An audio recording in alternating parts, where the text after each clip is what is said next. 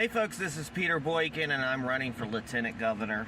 You can check out the website at peterboykin.com. Look, I gotta tell you, I'm really, the word to say is I'm pissed. I'm pissed. There's no justice. I'm a defender of the Constitution. I believe in life, liberty, and justice. Equal justice. And I followed what was going on during the years. The Proud Boys and everything. Not exactly the Proud Boys of today. But those Proud Boys had to protect people like myself from waves of Antifa. And a lot of people try to say, oh, they're the little skinny, Antifa were a violent bunch. Antifa is a worldwide organization, or disorganization, who goes and they attack MAGA-loving people at rallies and cause problems. They wear all black. They're the true domestic terrorists. Many times, Joe Biggs and other Proud Boys had to step in and protect us as patriots. Joe Biggs is a veteran. He is a patriot. He's a good man. I happen to be at January 6th. I'm just as much a J6er as anybody else. I've never kept that hidden. I did not go into the places where people have gone into that got them into trouble. I stayed on the areas in the public where you could walk any day of the week. So I kept myself out of trouble. It was very documented. I had a documentary crew following me. And I saw a lot of events going on. I saw a lot of unusual activity. I saw a lot of people that did not fit in. I also saw from a distance, when I walked around to the part of the Capitol building where that faces the Supreme Court, I saw that from a distance. I could see from my camera and video that I saw Joe Biggs, because I know Joe Biggs beforehand. We had rallied together. He had protected people like myself. I know he was a good man. And I saw him standing peacefully on the steps of the Capitol building, waiting to do the rally that they were supposed to have, the Stop the Steal rally. Not the Donald Trump rally that they had down the street, which, to note, those individuals aren't the ones that were up there at the Capitol. The Capitol was busy. I had a small little rally at the station and just greeted people as they came by and just reminded them to peacefully protest, and that, we have to protect our freedom, and our point is to just make ourselves known, that we could possibly change the vote, or at least push down the vote, like Donald Trump said, suspend the Constitution to give enough time for the states to properly access the potential fraud. But Mike Pence decided, oh, no, I'm just going to go ahead and go with it. The crowd was intense. There was 1 million people there. I was there the day after the inauguration when the Pussy Hat riots or whatever were there. The little pink-haired riots, were going on. Where people stood at the Lincoln Memorial, the Washington Monument. People like Madonna said, I dream of blowing up the White House.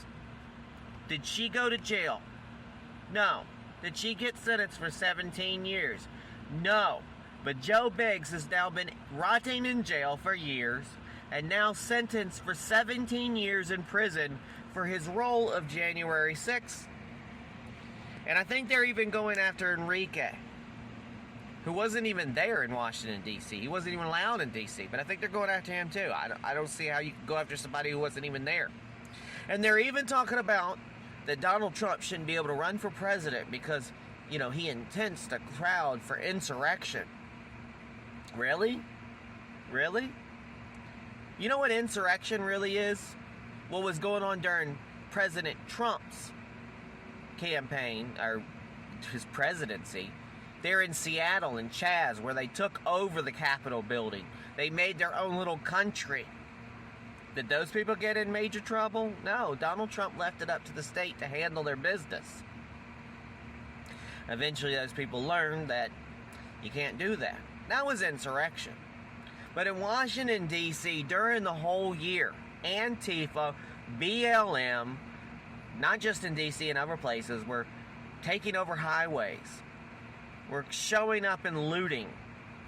We're taking over historical landmark areas next to the White House that Donald Trump had to clear to go over and pray outside of the longest standing, basically the president's church, where those same people set fire to a nursery. Thank God no babies were killed. And everybody criticized Donald Trump for clearing out those crowds. Because there is no protection for people in D.C. because it's a mess when it comes to the police force. Police are all over. There's no real communication on what's going on. You got the Capitol Police, the Federal Police, the D.C. Police, and D.C. ain't doing nothing. They set fire to D.C. D.C., the District of Columbia, Washington, D.C., our capital was on fire from what they were doing. They invaded the Hart Building. That's where the congressional people have offices. Did a sit-in there. You had Congress people having sit-ins there in the Capitol building as well. Did any of those people get arrested? No, they did not. Did any of those people get charged with insurrection? No, they did not. Now, I am not saying that it was a good idea for those people to go entering the Capitol and raising hell. But 17 years, and I don't even know, I don't see any video. I haven't seen any video of Joe Biggs going into the Capitol or corralling people in the Capitol. I see Ray Epps telling people to do that. They're not doing anything to that guy. In fact, he's suing Fox News because people are talking about it. But you got Joe Biggs in there because y'all are targeting Proud Boys. Why don't y'all target Antifa, the real domestic terrorists? Why are you targeting American citizens? Better yet, veterans who could have laid down their lives for this country. And now you want to put them in jail for 17 years because what? They went inside the Capitol building? You shot one of them. You murdered one of them in the Capitol building. The police force trampled people. Roseanne Boylan was trampled to death while she had a "Don't Tread on Me" sign, and she suffocated and died. Philip Anderson almost died. It was holding her hand when she died. And there's an individual who pulled Philip out and many people, and they have him thrown away, and they want to lock away the key. They even did this to Brandon Strzok, who didn't even go inside, because they did this to anybody who was popular. It's a tragedy and a travesty of justice. When they say no justice, no peace, they mean it, because what are we doing? Where is the real rule of law? It's bad enough that they have convicted, 4 times, 5 times, 6 times, multiple times, Donald Trump over small little stupid trivial matters about the campaign. It's bad enough they stole the campaign, but now they're throwing people away for questioning it. What kind of banana republic are we living in under Joe Biden? It can't happen. It can't continue like this.